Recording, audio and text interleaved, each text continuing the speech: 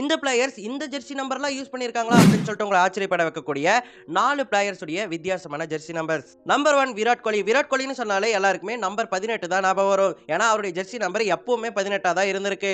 ஆனா 5 அப்படிங்கிற ஜெர்சி நம்பரையுமே அவர் யூஸ் பண்ணியிருக்காரு.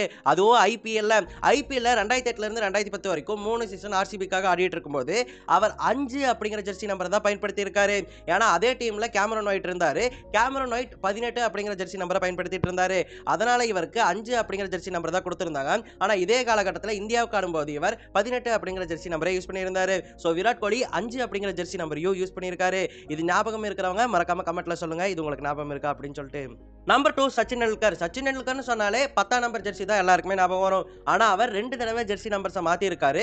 99 அப்படிங்கிற ஜெர்சி நம்பரை தலைவர் சச்சின் டெண்டுல்கர் வச்சிருக்காரு. அது 2000 ஆண்டு தாங்க. 2000 ஆண்டு 10 அப்படிங்கிற ஜெர்சி நம்பரை இந்தியன் டீம் இவருக்கு கொடுக்கல. அதனால 99 அப்படிங்கிற ஜெர்சி நம்பரை யூஸ் பண்ணியிருந்தாரு அந்த ஒரு வருஷம் மட்டும். அதுக்கப்புறம் 33 அப்படிங்கிற ஜெர்சி நம்பரையுமே 2007 2008 காலகட்டத்தில் அவர் யூஸ் பண்ணியிருந்தாரு. நம்பர் 3 வீரேந்திர சேவாக். வீரேந்திர சேவாக் அதிகமா யூஸ் பண்ண ஜெர்சி நம்பர் எதுன்னு கேட்டீங்கன்னா 44 தாங்க. ஆனா அடிக்கடி அவர் ஜெர்சி நம்பரை மாத்திக்கிட்டே இருந்திருக்காரு. அதுக்கு காரணம் அவருடைய மூட நம்பிக்கை தாங்க. அவருக்கு கொஞ்சம் மூட நம்பிக்கை அதிகமா இருந்ததால ஜோசிக்காரங்க சொல்ற நம்பரை ஜெர்சி நம்பரை நிறைய தடவை பயன்படுத்தி இருக்காரு.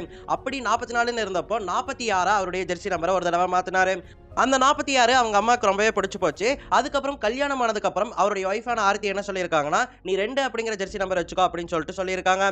அம்மா சொல்றதை கேட்கறதா இல்ல ஒய்ஃப் சொல்றதை கேட்கறதா அப்படின்னு சொல்லிட்டு யோசிச்சவரு எனக்கு ஜெர்சி நம்பரே வேணாம் அப்படின்னு சொல்லிட்டு முடிவு பண்ணி ஜெர்சி நம்பரே இல்லாம விளையாட ஸ்டார்ட் பண்ணிட்டாரு. 2007 இருந்து 2013 வரைக்கும் அவர் ஜெர்சி நம்பரே இல்லாம தான் இந்தியன் டீமுக்காகவும் ஐபிஎல் டீம்ஸ்க்காகவும் விளையாடினாரு. ஏன் வேர்ல்டு கப்ல கூட ஜெர்சி நம்பரே இல்லாம விளையாடினாரு வீரேந்திர சேவாக். அது மட்டும் இல்லங்க 2014 ஐபிஎல்ல பஞ்சாப்ல ஆடும்போது அவர் 18 அப்படிங்கிற ஜெர்சி நம்பரையும் யூஸ் பண்ணியிருக்காரு.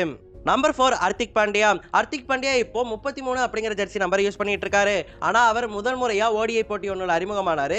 அதுல அவர் 228 அப்படிங்கிற ஜெர்சி நம்பர் யூஸ் பண்ணியிருந்தாரு. எதுக்காக அப்படின்னு சொல்லிட்டு கேட்டீங்கன்னா அண்டர் 16ல அவர் விளையாடிட்டு இருக்கும்போது மும்பை டீமுக்கு எதிராக அவர் 228 ரன்கள் அடிச்சிருந்தாரு. அதை குறிக்கும் விதமாக தான் அவருடைய ஃபர்ஸ்ட் டெபியூட் மேட்ச்ல அவர் 228 அப்படிங்கிற ஜெர்சி நம்பர் போட்டுக்கிட்டு விளையாடி இருந்தாரு.